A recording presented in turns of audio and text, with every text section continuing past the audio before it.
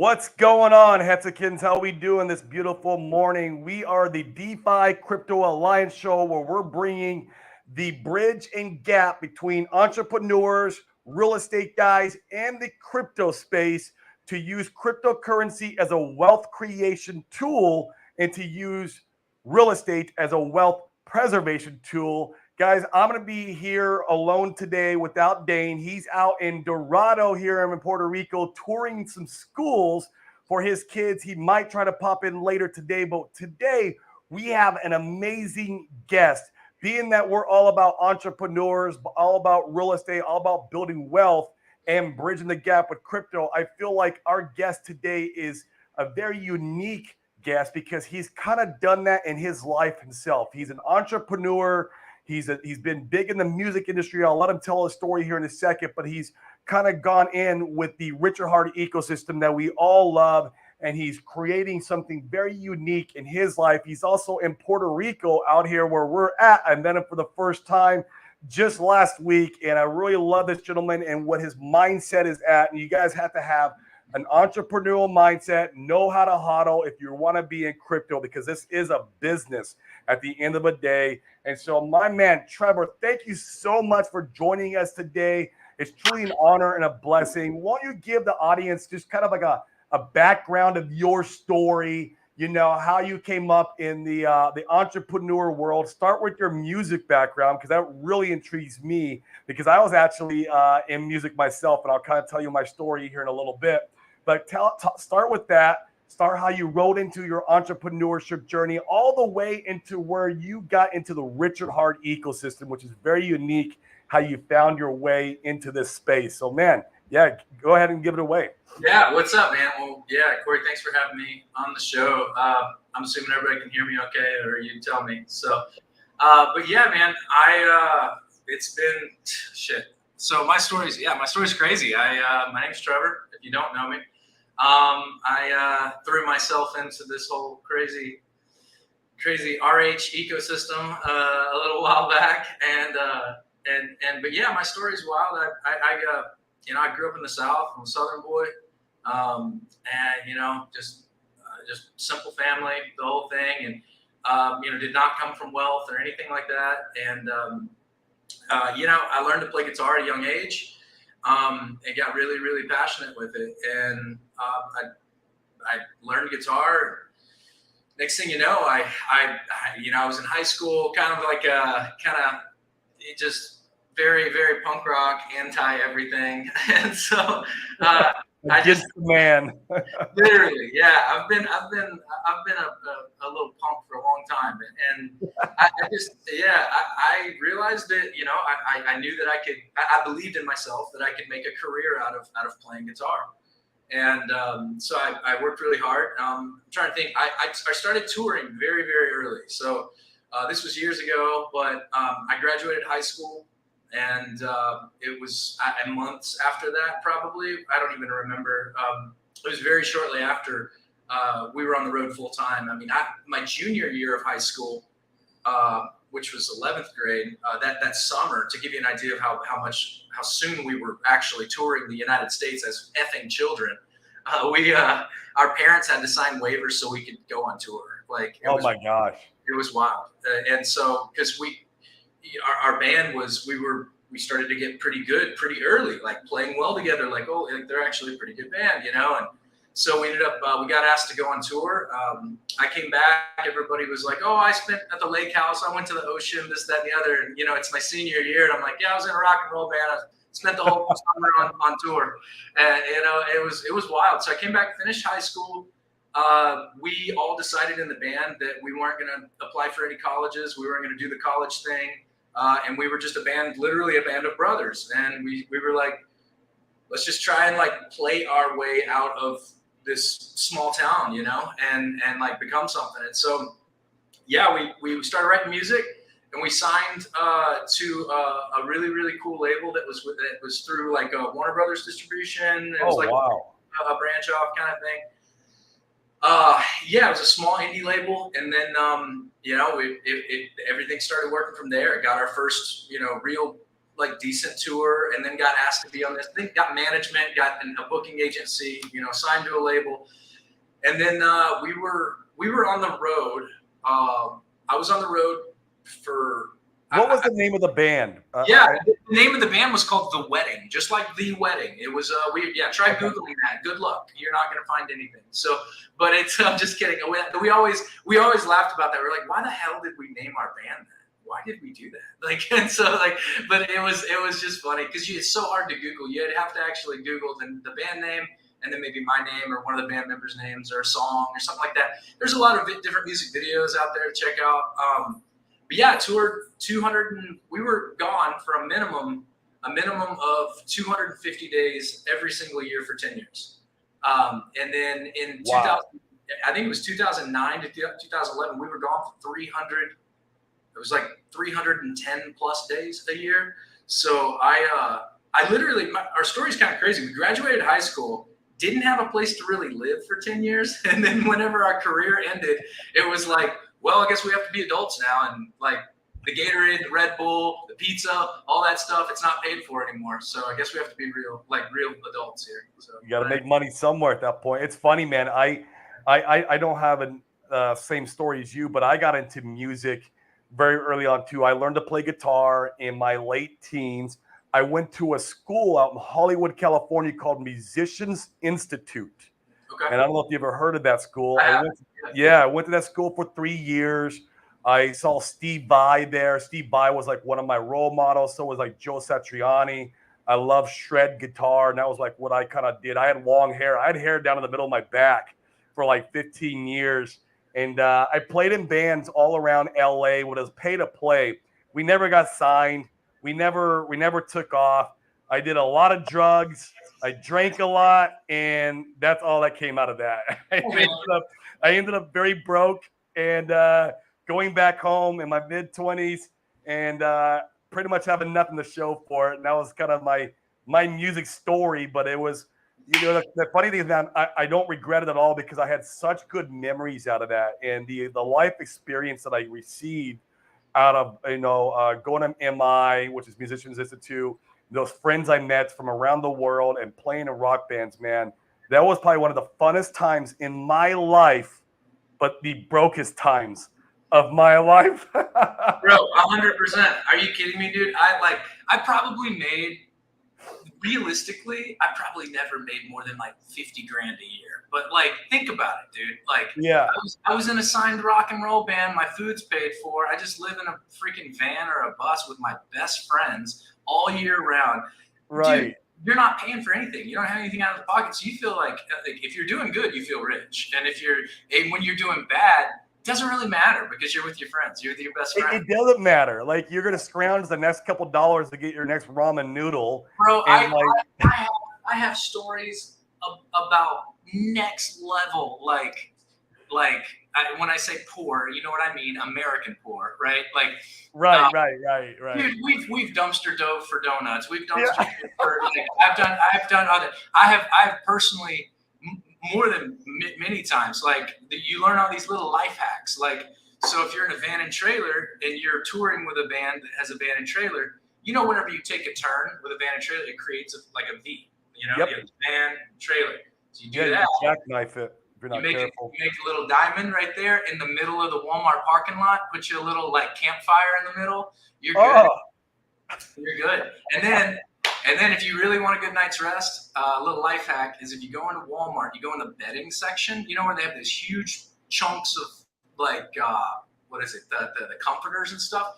Take the comforter out, get the bottom shelf, take the comforters out, get in the shelf with your pillow and blanket, pull them all back in, and you can get a whole night's rest in Walmart for free.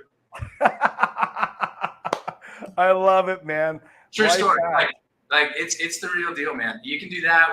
I've slept in park benches. I've crazy tour stories. Been in 2 gas station robberies, a drive-by. Got wrecked and like it was bad, that situation. And then the ultimate story that our band was kind of known for was So buckle up. This is a wild one. Like this, Okay. you'll never you'll hear crazy tour stories about, oh, I was with like 10 chicks and I did a line of coke off her boobies and all this other stuff. That's child's play. That's child's play. Typical. Yeah. That's so, yeah. So there was this dude. A long story short, you can Google it. So a couple of, it wasn't me, I wasn't there, but a couple of our band members were staying with this dude. It was after the show. They stayed at this dude's house because we're poor and didn't have anywhere to, we're just like grinding, doing the music thing. And so they crashed at this dude's house that night. His name's Andrew. Andrew was a really cool kid. He was a really, really nice kid, and he opened up his home for the guys to stay there. They played, Guitar Hero. He had a brand new drum set. The house was beautiful. There's a couple weird things about it. The fact that he had a snowboard and it still had the price tag on it, or he had all these other things. All that to say, the guys left, and then a couple days later they called, and the person that introduced them to Andrew called them and was freaking out and was like, Andrew was just arrested after a 5-hour police standoff at his house where you stayed because he killed his dad, hacked his body up with a knife into all these chunks of pieces, and it was in the freezer when you guys were there. Whoa! Google it. You can Google it. It's called Andrew. You can Google Andrew Thompson, Oklahoma City murder. How old was that kid? Dude, he was riding scholarships for soccer, so he was right out of high school, looking at going into. Dude, he was an incredible soccer player. His father beat the shit out of him, dude. Beat the shit. There was confirmed plenty of cases where he would close fist, beat the shit out of him. Wow. and at soccer matches, if he didn't score a goal, he'd get slapped. Just goes to prove, man, at some point that pit bull's going to bite back. And they had an altercation in the kitchen where Adam, okay, our guitar player Adam is like the sweetest freaking dude in the world. He's sitting there making a sandwich, and he looks at Andrew and he goes, "So your dad, he's not here. Is he where is he?" And Andrew goes, "He's in Nigeria." He goes, "Cool. Is he like a missionary?" And Andrew looked at him all weird. And he was like, "No, he is not a missionary." And we were like, "Oh, daddy issues." All right, we're gonna chill.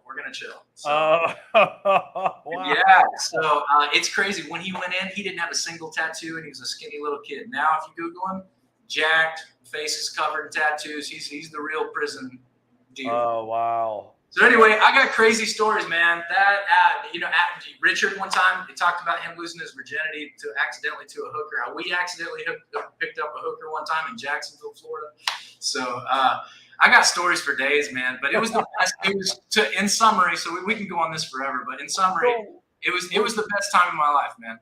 It was, man. Me too, man. It was the brokest time and the best time of my life. I wouldn't trade it for anything in the world. And it sounds like your stories are even crazier than mine. I have a few that we could tell, but man, it was so much fun.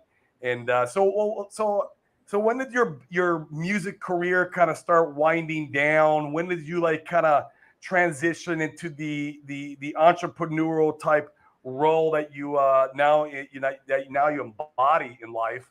And because I know you've told me a little bit about how you opened up a merch store, and so how did that transition happen? Yeah, it was wild. So, and for those that are watching, and Corey, I can tweet it out or something like that.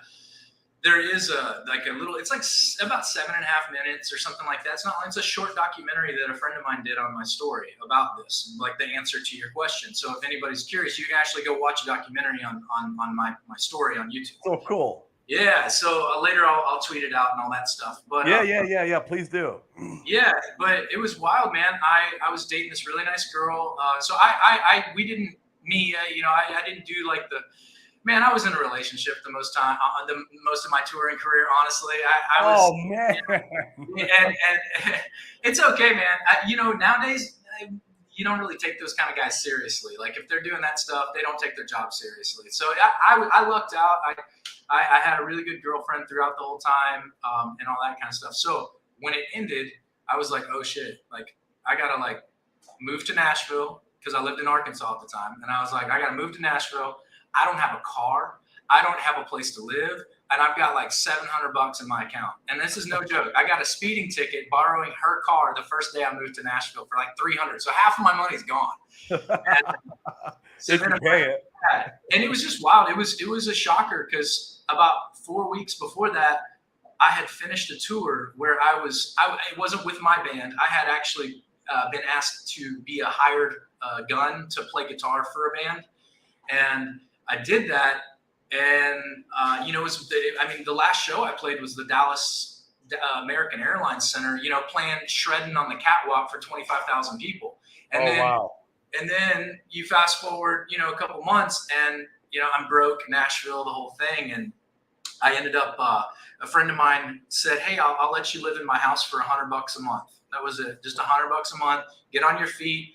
And I said, okay. He goes, do you think you'd ever be interested in t-shirts and like merch? And I said, no, that just sounds ridiculous. But I said, I need to make money to impress this girl and her dad and like show that like I'm moving to Nashville. I'm not a deadbeat. Like I come from hard working blood. Like I was just, know what I mean?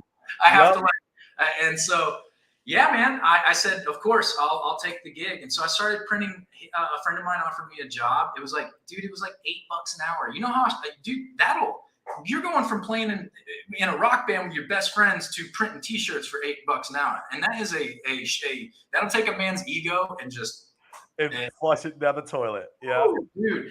So I'm sitting there like in this hot print shop in Nashville going like, this is not my story. There's no way. And so he asked me, my boss at the time, really cool dude, still friends with him.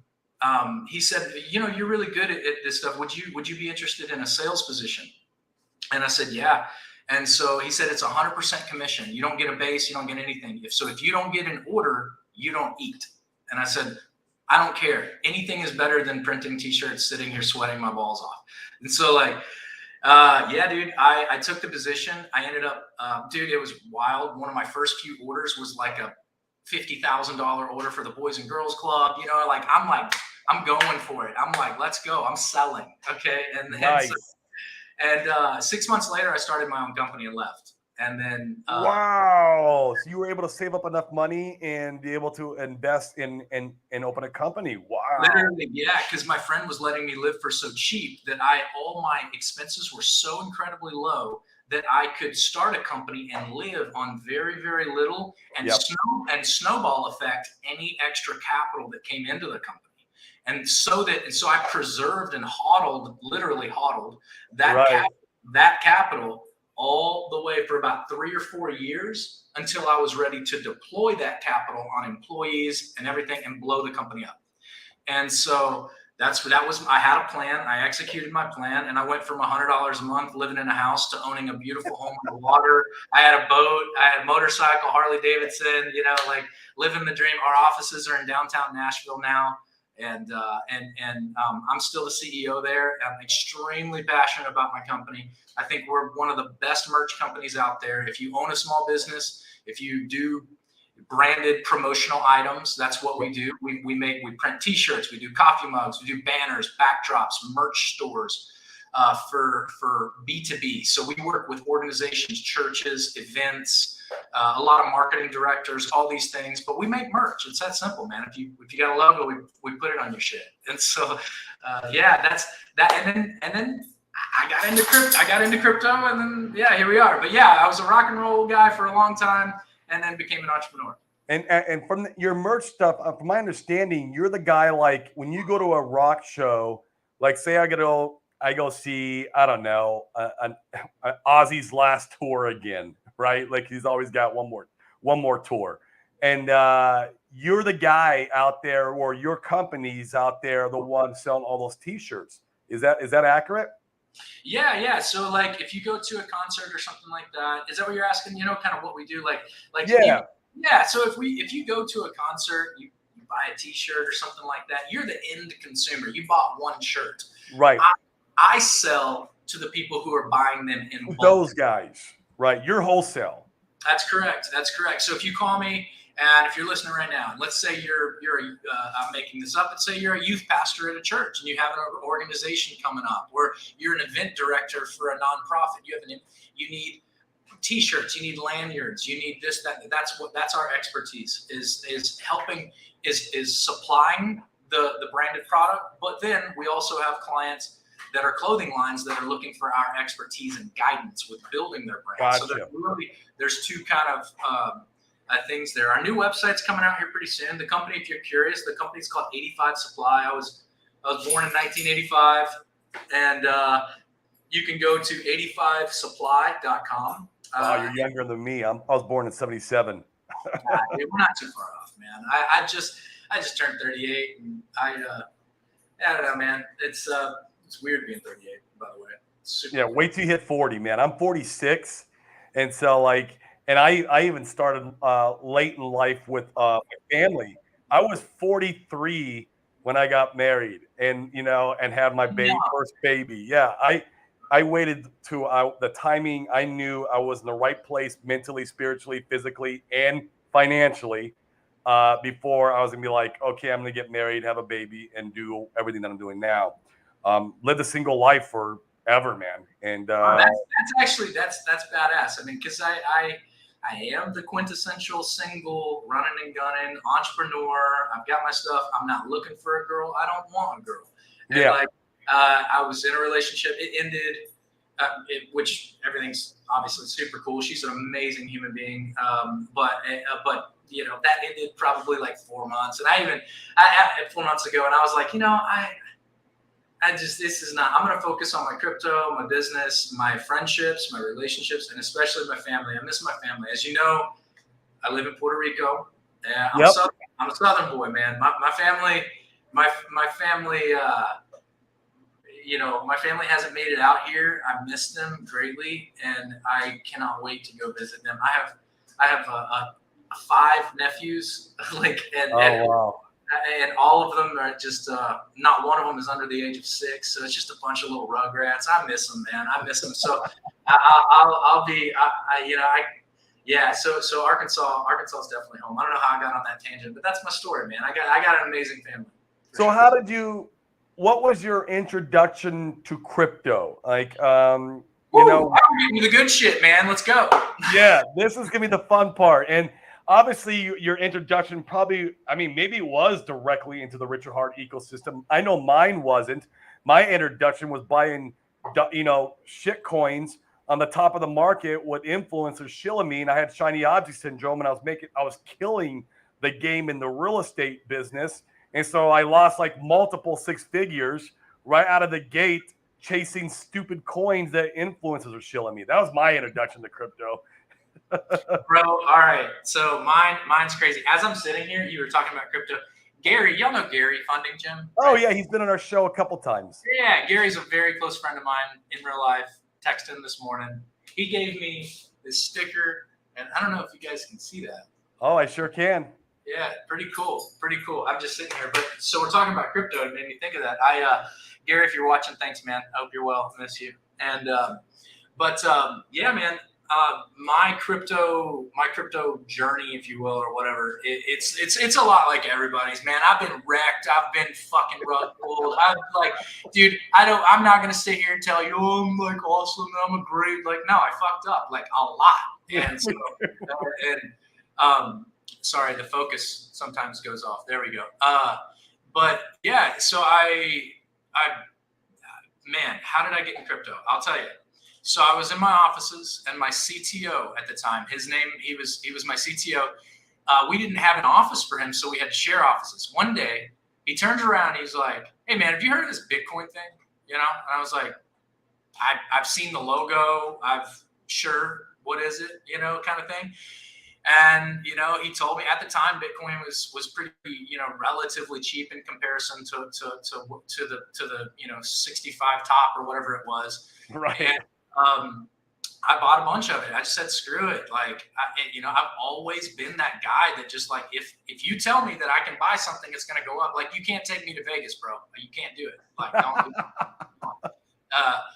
But if you tell me I can buy something, it'll be worth something later, I'm all ears. And so I bought some Bitcoin. I bought a decent amount of it, and I got lucky, sold it for a really good profit on the way up. And you know, I'm being vague, but I did really well, man. And it wasn't because I'm a good trader. It was not because I'm like, I got lucky. When I tell you I bought it and I forgot about it, dude. And actually a friend of mine who's another CTO at a different company in Nashville, we were at a function, like an industry function. He goes, dude, have you seen Bitcoin and Ethereum? And by the way, I bought some Ethereum too. I said, no, man, I haven't looked at it. I bought some. I just haven't looked at my portfolio. I've been so busy. Because you should probably look at it. I looked at it. It's like sell. Yeah. You were like forced to hodl because you just forgot about it. I think that sometimes the best strategy is to forget about our portfolio and just let it sit there and do what it's supposed to do, right? And because if you're looking at it every day, that's when it kind of gets in your mind where you're going to want to trade it or swap it for this, that, and the other, or you're going to want to, go into some degen plays. And so, like, that's amazing, man. So you obviously got the Bitcoin, Ethereum. You were able to make a good chunk of change. So when did Richard Hart come into all this? Good old Richard, man. He's a freaking good dude, man. He's a freaking. I love the guy. I will start with saying that, man. You know, I'm not gonna like worship the ground Richard walks on and all that stuff, but that man is changing lives and he's a force for good for the world. So, yeah, so I bought that Bitcoin, hodled it. Next thing you know, made some money, you know, bought a few cool things. And then my buddy at the time, who really, his name is Wes. Wes actually is on the island as well with me. But he's on the island here. He's a big Hex guy. Him and my buddy Ryan. Ryan is a Hex OG, and he's a very, very close friend. So, yeah, and so I basically, dude, how did I get into this shit, man? It was during the COVID thing, and I was watching Wes, like, just, you know, that COVID run up was wild, man. And like, so he made some money, and then I ended up degening, trading my whole freaking, basically, you know, a bag away. And then, like, I didn't know what the hell I was doing, buying every shitcoin under the sun, you know, like, just hoping to God, thinking I'm like a pro trader. But, you know, and then I lost, I'll be honest with you, man, I lost a lot of money in an investment, and I lost a bunch of money, and it was really fast in this particular thing. And I was fucking depressed, honestly. Like, I was, and so a friend of mine, Wes, called me, and I was on and this is, he told me about Hex and everything and whatnot, but I was on an 8-hour drive, dude. And I'm not even joking. I was on an 8-hour drive, depressed as shit, dude. Just like, I know that feeling. And just like, no, I lost 6 figures, like in the high 6 figures, like, and like, I'm like, oh shit, man, like, how am I gonna, bounce back from this? I'm a young entrepreneur. I'm not like loaded billionaire. Like, this is a lot of money for me. And so my friend Wes called me. He's like, hey man, I don't know, I can't guarantee that you're gonna make it back or anything like that, but I can give you an opportunity. And he's like, there's this thing called PulseChain. And I was like, I'm in. And so for 8 hours, he called me. He goes, Trevor, I want you to shut the fuck up. Like, pardon my language. He was like, I want you to shut up. I want you to put me on speaker. And I want you to put your phone on Do Not Disturb and listen to what I have to say. And he was like, all right, so it's a fork of Ethereum. It's faster, cheaper, better. Like, he just starts going off. And so I was like, damn, dude, this guy's got it. Like, this makes sense. This makes logical sense. I see how this PulseChain thing could be a really, really cool ecosystem. And so I went all in. And so, yeah. Oh man, what an amazing story. Mine's somewhat similar, man. Just got wrecked, lost 6 figures. And Dane, who is my partner on this show, and you'll meet him here. He's here in Puerto Rico, Trevor. He had called me up and he's like, hey man, I know you're into this crypto thing. I see that, you're not really doing that well with it. He goes, why don't you check this dude, Richard Hart, out? And this was right before PulseX sacrifice. Oh, okay. So got it. Yeah. And so I missed the PulseChain sacrifice. I got lucky. I was able to get some money across the bridge over during those super deep lows. So I feel like I was able to get my bag that I wanted to, my kind of my dream pulse chain bag accumulated, and I'm still accumulating until this day. Like I just did a DCA this morning, and so absolutely amazing. But man, it was I started watching his videos, and I'm like, and I think me and you had talked about this. He really resonated with me because the guy had this like entrepreneurial mindset, doesn't give a F about what your perspective is. He's the only truth teller that I was seeing in crypto at the time. And I just resonated with that. A truth teller in this shit show of a landscape we call crypto, where everyone's out for themselves, trying to dump on everyone's heads, pulling rug pulls, these stupid JPEGs, and he's the only guy out there telling the truth. Yep. And dude, I'm telling you, I literally started to run. I have to I love that, bro. I was on my couch when I first started watching his streams, and that's exactly how I felt, Corey, for real, man. I was like, dude, this is the only mother effer who's willing to be like, you're bullshit, you're yes, you're bullshit. And usually when someone is saying that from a place of, if you're a smart grown adult, you can make your own decision. But if usually you can have your own judgment and understand that person is saying that from either A, a place of conviction and honesty, or B, deceit. And it was very, very easy for me. I don't know, maybe it's a judge of character. I personally looked at this and went, okay, yeah, it's not deceit, so it's a good judge of character. And I think this guy's telling the truth. And I think he legitimately has everyone's best interest in mind, with no expectations. And I think that's the greatest way you can't lose. I agree, and I think it takes a certain type of person to see through Richard and see the actual opportunity that he's providing, because a lot of people get their egos in the way. Like they feel like they're Richard is telling them how it is, and that it gets in the way of what they believe what crypto is, and they think this guy's a scammer, and it's an ego problem. And it's people who are able to let their ego down and admit that, oh wow, this guy's on to something. He's a smart individual. He's way above, or he's way in just his thought process is milestones ahead of everyone else in crypto. And if people are able to just let their ego down, I mean, I swear to you, he's here to try to save people in crypto and make the world a better place. Period. And that's my opinion. So it's actually kind of amazing. It is. It really is. And when people can't so I don't even know where to begin here, because now that I've actually gone through, I'm not a Hex OG, right? But I'm not either. But when I got in, for example, meaning started getting active on specifically Twitter. Right. When I started getting active on Twitter, I was like, why is everyone such a fucking asshole? Yeah, no, dude. It is so toxic.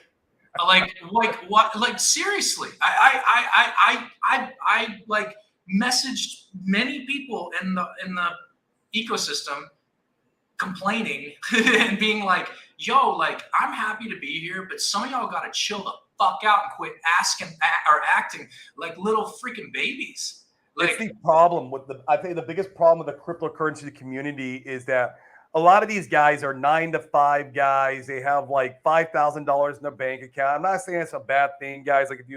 It's just that the mindset has not been developed for them to obtain true wealth and to invest in an actual genuine asset class. If a lot of these guys were to investing in real estate or the stock market or own businesses, their mindset would shift. And so a lot of people are playing the lottery game with crypto, and they're getting wrecked really quick.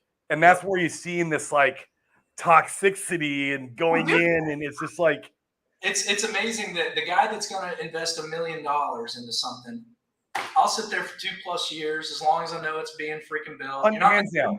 you're not going to hear me bitch and all that kind of stuff. But the guy that invests $1 into something, yes, is going to sit there and create 10 different Twitter accounts and get blocked by RH on every single one of them. Yeah, and call RH a scammer, and blah blah blah blah. I mean, and come up with every excuse. I mean, and that's it, man. That's totally it. It's just a different mindsets of all these people who are involved in crypto. And I feel like if you talk to the more sophisticated entrepreneurial type or investor type, or who's maybe some crypto OGs, they see past all that and they have a different perspective. And that's why I feel like our community, honestly, bro, is probably one of the best communities in the crypto space. If you compare it side by side to like the Sheeb community or maybe the Cardano community, you know, I feel like, man, we have some of the best thinkers and entrepreneurial type mindset people. It's just amazing, man. People like yourself. Yeah. Like I was really impressed when I met you. And I'm like, man, this is my kind of bro. This is the kind of guy I want to be around more often. And that's why I'm going to love moving to Puerto Rico, because a lot of these guys are out here. You know, Motley, Wendy's, you know, all these guys who are just killing the game, have the right mindset. And I love networking with those type of people, because that's what levels you up in life. And I've learned that from being in real estate. I've joined masterminds. I've paid $20,000, $40,000, $50,000 to be in these groups to truly level up my life. And that's how I was able to become a millionaire, man, is because I was around like-minded people. That's badass, dude. I'm telling you, and that's a big thing is surrounding yourself by the right with the right people. So when I got into the Hex community, so yeah, you asked me earlier about that, and I didn't even answer it. So my story, my story, so everybody watching or whatever. And by the way, Crypto Compassion, what's up? Also. Yeah, he's a great guy, man. I really like his stuff. He's so nice, obviously. War Ants, I see your comment, man. Yeah, hit me up about those jackets. Brizology. Wait, hold on. My man. He goes, Richard designed Hex so people like Trevor wouldn't make it big in Hex, because the bleed out, because I forgot about my Bitcoin. He's saying you're not going to forget about your Hex stakes. That is absolutely correct, because you're going to lose all your wealth if you do. I love it, Briz. That's awesome, man. But yeah, so my what was I gonna say? Your Hex, Richard, all that stuff, Hex. Yeah. So my buddy Wes told me all about Hex. Calls. It's really funny. He calls me. He's like, it's got this staking feature and this, that, and the other. And I was like, all right, cool. So I do a stake. I'm like, I don't know. I'm making T-shirts, man. I'm busy. And like, so I go on the, you know, I snag a bag of Hex, a little bag. I create a stake. I'm like, okay, cool, whatever. But then, you know, he's like, it's crazy. One night I'm a big watch. Like, I love watches. I'm a big watch fan. One night, you know, my YouTube predicted had this guy named Richard Hart streaming with this other dude talking about watches. And I'm like, who's this guy? He's got like $3-4 million in watches. Like, that's a lot of watches, you know? And then my buddy was like, dude, that's Rick. Like, that's the guy. Like, that's the dude. And I'm like, oh, okay. You know, like, you know, someone mentioned the way that Richard and I connected, and then later on, you know, connected in real life and all that kind of stuff. Yeah, I want you to tell that story too. Yeah, man. Yeah, Richard just, you know, like I say it every time, like a freaking broken record, but he was kind enough. Someone had mentioned something about the band Korn, and if you know the band Korn, if you're not familiar with Korn, it's spelled with a K, and they're a very large, globally known rock band that has been around since the 90s. And so they grew up on them. Up there with Limp Bizkit, Metallica, Slipknot, all those guys. And the guitar player of Korn is my best friend. And, you know, and I'm like, wait, what? Someone mentioned? I was like, dude, if you just want to talk to Brian is his name. We call him Head, is his name, Head, because he has a huge freaking head. And so I was like, if you want to talk to Head, like, I can make it happen. I commented, and then Hexologist, you know, kind of coordinated, and I was like, yeah. And so Richard was kind enough to just video chat with us. It was before PulseX and all that kind of stuff. And I think Richard probably thought it was going to be a full-on like public stream, but I was like, or maybe he didn't. I don't know. It was he was kind enough to just do a private little stream and just answer any questions and like just be a freaking good dude. And so from that day forward, you know, we connected and connected on Telegram and then Richard, of course we, you know, go from there. And then Gary, Funding Jim, calls me one day. I'm out here in Puerto Rico. I'd already moved to Puerto Rico. And he's like, hey, man, Richard's going to be in Miami. And I was like, well, when? And he's like, you know, in like 5 hours. And I was like, oh, okay, cool. So I hit up Richard and like, hey, man, I'm coming. I'll come see you. So I hopped a plane that morning and went and then hung out with Richard for a couple days and Gary and Dollar Cost, Miguel, you know, all those guys. I'm not an OG, but I was like, you know what? I'm going to use this opportunity to know the gentlemen that are involved in all of this. And that it wasn't really so much, oh, meet Richard, as so much it was just, I really want to know the people that are involved in this thing, you know, like I want to know where my crypto is, you know? And so, or the people that are alongside of me rather. But, and so, yeah, man, we hung out in Miami, dude, that guy, like, bro, me and Richard ate, like, we ordered, like, I don't even know, because, like, I'm looking at it right now. I can take a picture of it. It literally says on my screen, there's, like, it's a sticker. It's a joke. It says power order. So the guys in the band used to make fun of me because I'll go to a restaurant and I'll order 5 different meals, but I just want to taste every one of them. I don't want to eat them. Yeah. Me and Richard bonded over that. The dude orders like 11 subs, and I ordered like 4, and we just wanted to taste each sub sandwich. That was like hilarious, by the way. But like, dude, you know. And then he did the podcast with Fresh and Fit guys. Props to those guys. You know, I'm trying to think. Hung out with Dollar Cost. Miguel, what's up? If you're watching, I talk to Miguel on a regular basis. He's a good dude. And but yeah, man. And then I'm trying to think. You set him up though, where he went on stage with Korn. Yeah, with Korn. So yeah, so that was wild. Richard, a little while later, calls me and was like, "Hey, bro," or maybe it was before. I don't even remember, man. But he called me up or texted me or something. I don't know that morning. Hey, bro, Korn is playing in Finland. Can you hook it up? I'm like, yeah, of course I can hook it up.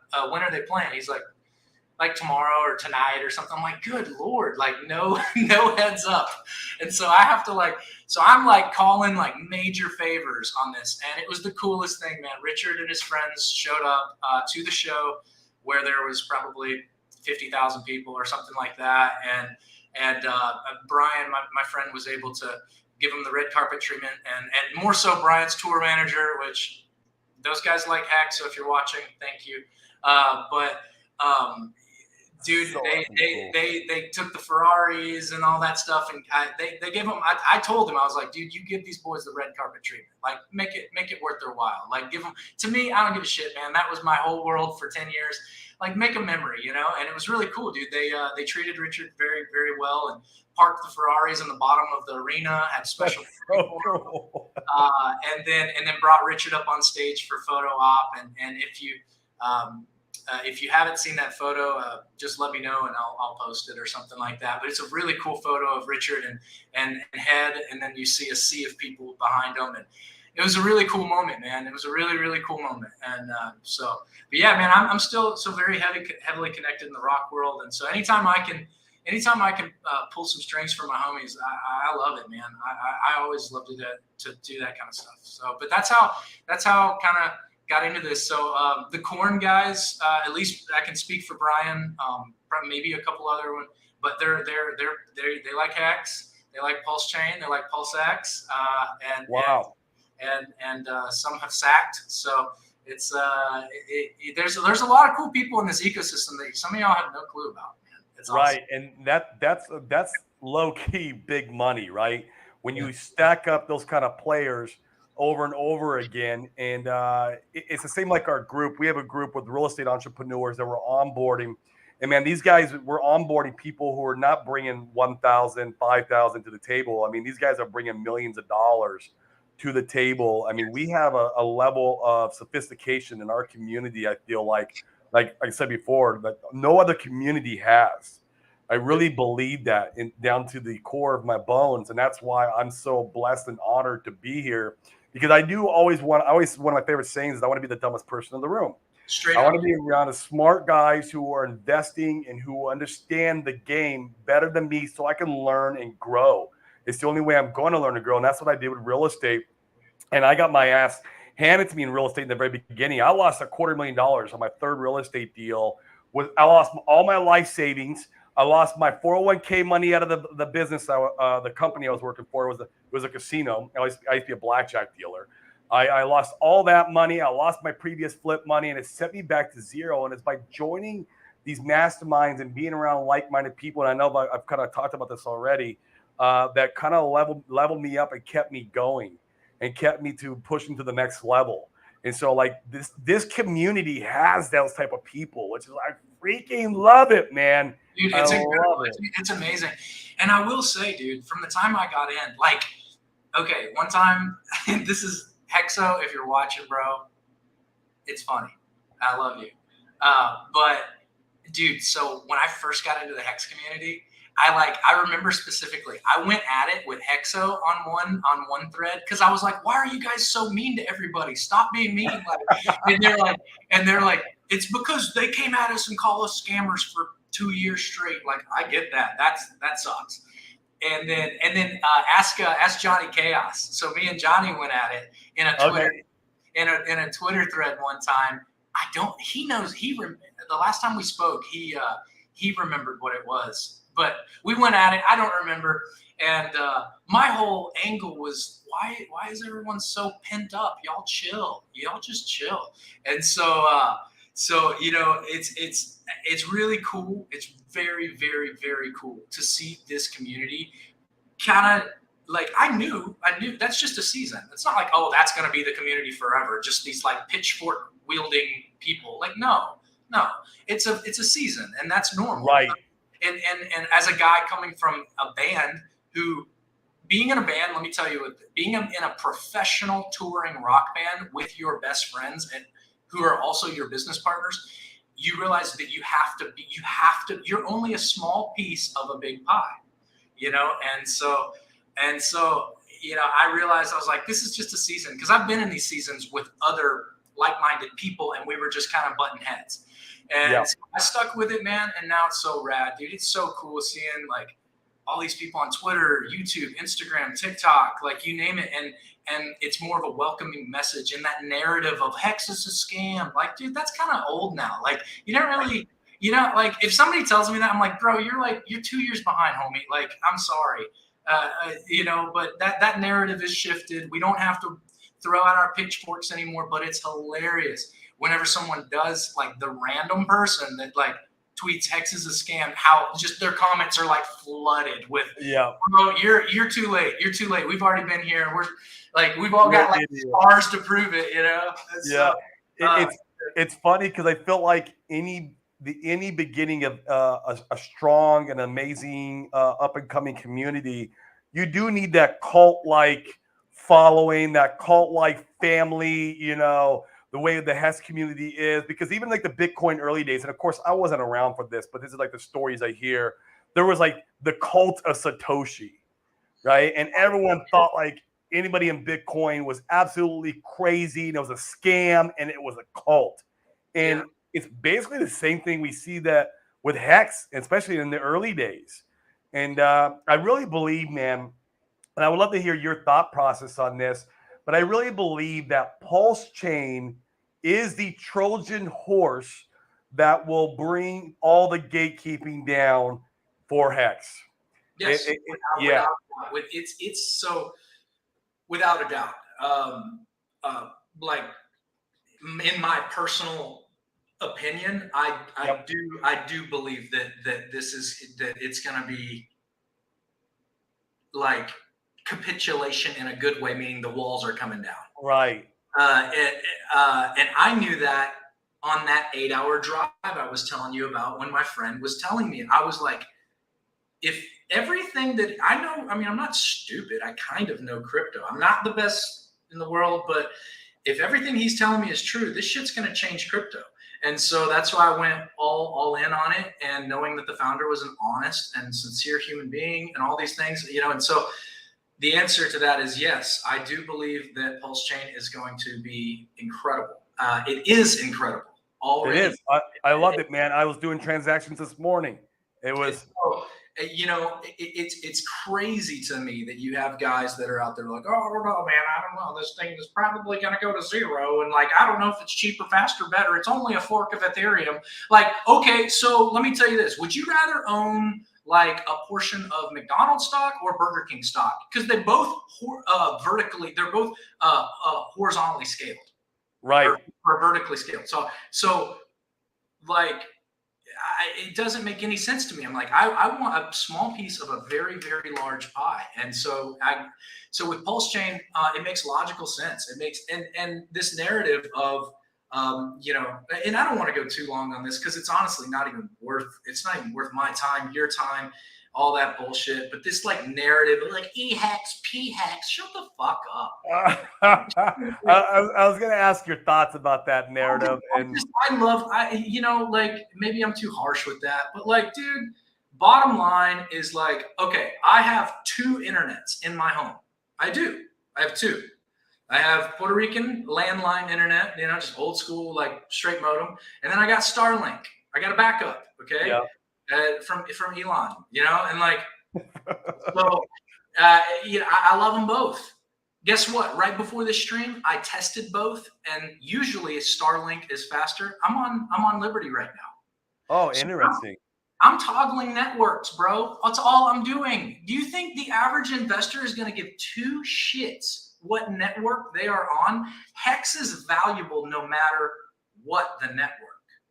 And so now, in some of these ding dongs out there, what about E or fair hex? That hex, fair and POW. That is the argument there.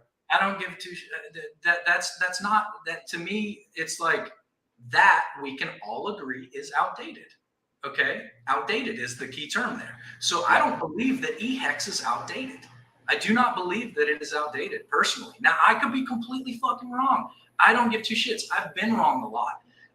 But personally, I love them both, and I have stakes on both chains. And you know what? As far as I'm concerned, I think it would be so dope if Ethereum got their shit together come the next bull and they lowered their gas fees, and I can tell all of my friends like Hex is valuable no matter what.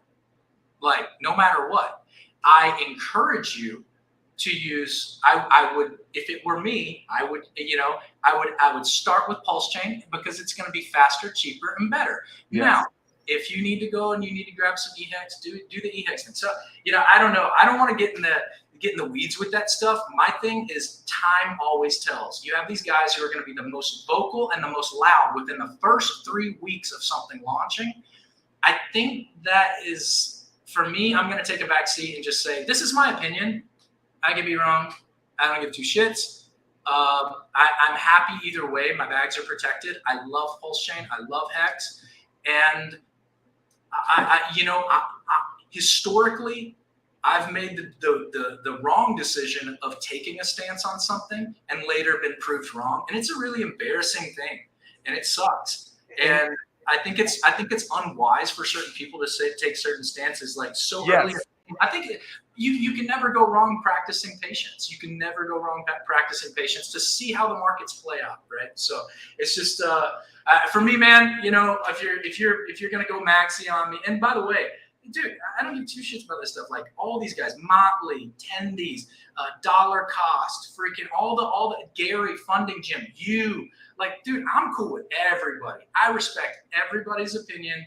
100. I would ask that they would respect mine, and you don't even have to. But I think it's a little too soon to make some judgment calls. That's my honest opinion. And that's my honest opinion too. I like to be Switzerland with this, and because I just don't know, and I can't know, and this is always an admittance of not knowing and letting your ego down. You have to let the ego down. The same reason why we diversify and why we dollar cost average in. We don't know. I just don't know what it's going to do. I can't outsmart the market. So if I can't outsmart the market, then what is the best strategy? Well, diversification is always the best strategy, and don't try to play your cards one way or the other. And so that's what I do. Now, any new economic energy, am I going to Pulsechain? Of course, because I'm loving the new toy that I just got presented with. But I'm not gonna EES my stakes over on Ethereum. I'm not gonna play the bet that Ethereum's going to zero, because I just don't know. And an admittance of that is what I need to do to be a good investor always. Yeah, and I think Briz makes a great point in the comments here. I see he said no one hates EX. It's about the gas fees in the bull market. And Alan, same thing. Yeah, you're in it too.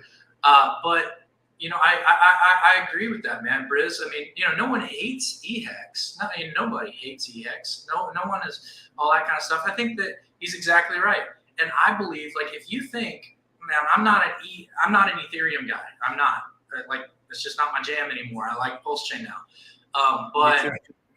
But if you think for 2 seconds that the fucking Ethereum Foundation is going to let their gas fees remain where they're at forever, you're crazy. I agree. You're insane.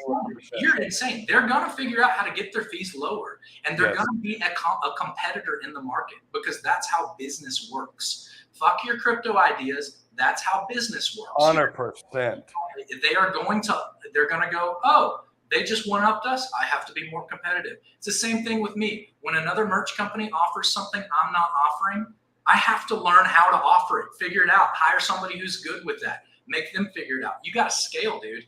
And so I think that it's going to be a good thing that whenever Ethereum brings their gas fees down, because that means that, obviously Pulse is doing even better. And then you can, if you want to, when you unstake on ETH, it's going to be good. Yeah, it'll be a good thing. Like, so I don't know.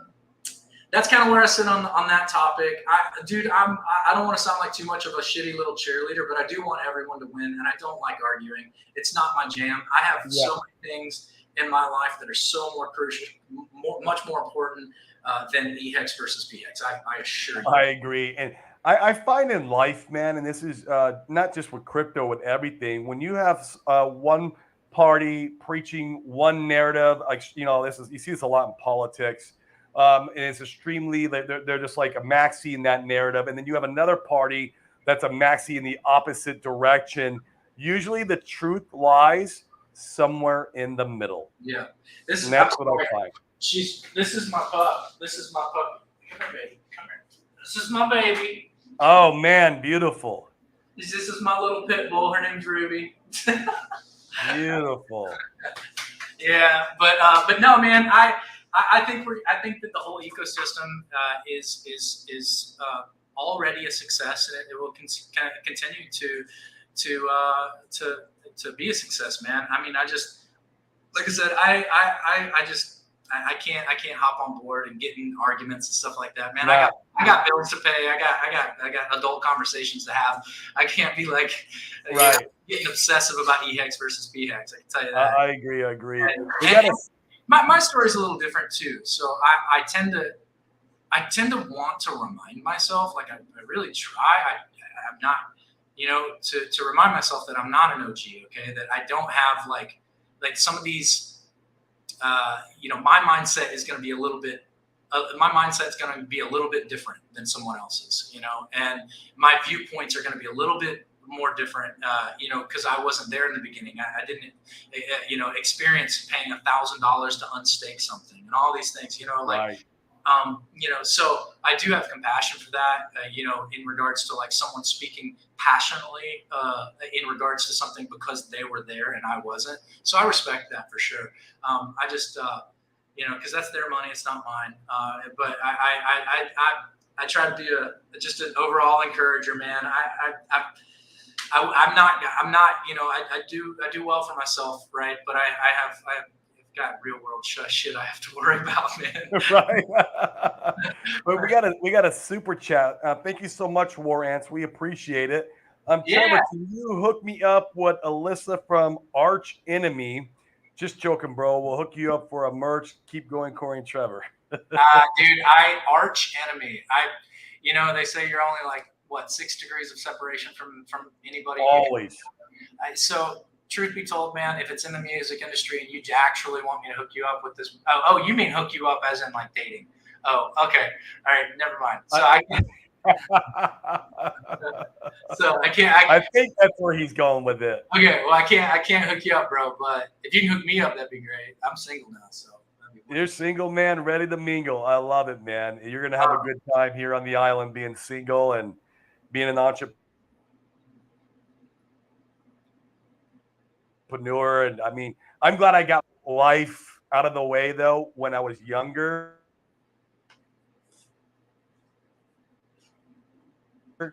And got all that out of the way. Now I can do the whole family thing and really build an empire. And so it's just it was the perfect timing for me. So you're still younger than me, man. You're at the perfect for me. I remember how old are you? You're 34 again? You're 36? Oh 30. Shit, I wish, dude. I just turned 38. 38. Yeah, I remember 38 like yesterday. I had one of my 38th year, was in the Philippines literally for 3 months. Just enjoying my best life, if you can imagine. Dude, yeah. Well, I know that is one of my things, man. Is I love traveling. So if you guys, now I'm popping. Shoot, I'm going to. I'll be in the United States. Next week? Over in Nashville. So that's my story. I'm originally from Nashville. So anybody from Nashville, you want to holler at me? I'll be in Nashville working out of my offices next week downtown. So if you want to hit me up for lunch and all that kind of stuff. I know that the Hex or Pulsechain tour thing that they're doing is going to Nashville. I talked to Black Hexagon about that. And so definitely, I know, I think Jenkins might be Nashville boy. I don't know. I'm not even sure. But what's this? Me and Trevor should do a Colombia tour. He can visit me in Europe and have a great time. Bro, I'm in. Like, I'm in. I'm in. You don't even know. Dude, you mentioned Colombia, dude. Colombia, I would get in trouble down there. Dude, bro, like, you have no idea. I'm in.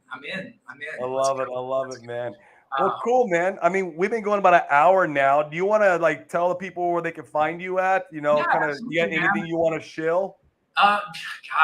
Just Hex, Pulse, and PulseX. Let's go, bro. as of right now, I mean, go. I shill it all the time, man. Oh my god, dude, my onboards. Holy crap, dude. They're like, how do I set up this MetaMask? How do I do this? How do I do that? Oh my god, dude. I spent like 3-4 hours yesterday on the phone helping some friends out. So if I was gonna shill anything, man, I would obviously shill Pulse, PulseX, Ink Token, and Hex on both chains. And so but apart from that, if you want to follow me on Instagram, it's just my name. I do go by my actual real in life name. My security is extremely me too. tight. Yeah. So if you want to fuck with me, I promise you will not win. So like, me too. So I have and I'm doxxed. I don't really care. I'm doxxed as shit. So and I like that sometimes, man. I like to stream every now and then. I run my Twitter account and do that thing, but I'm definitely active over on Instagram. So if you like Instagram, hit me up on Instagram. I don't have a YouTube channel or anything like that. The only time I do streams is when I'm just asked like this. That's when I feel is maybe in the future I'll do some more. That is kind of on the radar, like to do an actual but more of a podcast to invite different certain guests on there and for them to freely, I want to make sure. I've talked to Gary about this, about how cool it would be to have an actual like a real setup with amazing production and celebrity guests, and we don't gatekeep shit. We talk about it all, and especially some of these, because there's a lot of really I say, I'm just pulling these words out of my butt, but like prominent or powerful or rich or whatever you want to call it, they're in the shadows, who would talk about this stuff, you know what I mean? So if it was in a different way. And so that's always been kind of on the forefront of mind. So if I stream, all that to say, if I end up like doing this, if I stream, bro, I'm going to turn this whole room into a freaking studio. It's going to be beautiful. And I love it. I'll have to come join you. It'll be the real deal. You're right, man. There's a lot of big money coming in our ecosystem. One guy, I don't know if you're familiar who he is. His name is Robert Allen. He's like the goat in the real estate space. He's like, he came right after Carlton Sheets. There was Carlton Sheets in the 70s, and then Robert Allen came out in the 80s, and he wrote a bunch of books. And we're onboarding him into the Pulsechain ecosystem, which is really effing cool. Because the guy in his career, he's made, this is insane, the number. In his whole career, he's 76 now. So, I mean, obviously he's older, but he's made $1.3 billion in his career of, events, writing books, giving seminars, doing masterminds, doing real estate. And so the guy is just massively wealthy, and it's going to be an honor to onboard that guy into our ecosystem. Dude, that's so cool, man. I had a friend. Oh my God! If y'all are still watching, I know we probably have to we'll wrap this up, but no, we're good. Yeah, dude, I'm telling you, I had a friend the other day. one of my like onboards or whatever. He's a very, very, very successful guy out in the States. I'm not going to dox anything about him, but very, very, very successful. Just wants into crypto so bad, wants into crypto, and I've been preaching pulse, just pulse. Like I'm just like preaching it. And this guy is worth a lot of money. And the other day, he was like, man, I think I understand this. He's like super Southern, I think I understand this, this Pulsechain bridge shit you're talking about. I'm going to give it a go. Listen, I'm going to buy. Trev, what do you think about me doing? I think I'll probably do. It was like $1.7 million. Wow, incredible. And he was like, but the thing is, he was going to spot buy that shit, and I was like, brother, like you need to watch liquidity. You need to like pump the brakes. Like it's just. But I give these analogies or not. These stories. To kind of piggyback on what you were saying, there's a lot of money out there that hasn't entered into the ecosystem. There's a lot of whales out there who literally have not even bought yet. They've maybe bridged a little bit, but they haven't bridged everything. They're waiting for this thing to play out because they're seasoned investors and they know shit does not happen in 3 weeks. You got to give it 3 months. Give it 3 months and see how this thing goes. And then we can start forming, some opinions within the 3, 6, and 8 month time frame. Yep, I agree 100%, man. War Ants has got one more super chat for us before we hop off. Trevor, it was a joke in some way, but you know what I'm talking about. Not gonna spill pants yet, bro. Listen, bro. Just saying, anytime you want to go to Colombia, let's go. I'm down. No, but Corey, I thank you for having me on. Yeah, I appreciate you coming on, man. Like I said, it's a truly honor and blessing to be around like-minded people, entrepreneurs, because that's what our goal is with this show, is kind of bridge the gap with a lot of our entrepreneur friends in crypto. So it's really cool to bring guys on who have already kind of ingrained deep in this space, and they come from an entrepreneurial background. So, man, we appreciate you. Keep doing the good work. Well, the best thing that I can kind of wrap this up with on myself from an entrepreneur perspective is that, trying to think how I can bridge this gap here. I would just encourage everyone, seriously, I would encourage everyone in the X and Pulsechain and PulseX, in the whole ecosystem, man, to just, now's the time to band together. Yeah. Now's not the time to disassemble what you I say you, because there's a lot of people that are watching that were in this ecosystem far before me. But you've worked so hard, dude. You've worked so hard to build, to band together as a collective community and bring it to what it is. Now's not the time to argue and name call and be assholes and stuff like that. Like, now's the time to be like, you know what? At least somebody, the guy next to me gives a shit. So I would wrap this up and say, man, I would just encourage everybody in the Hex and Pulsechain community.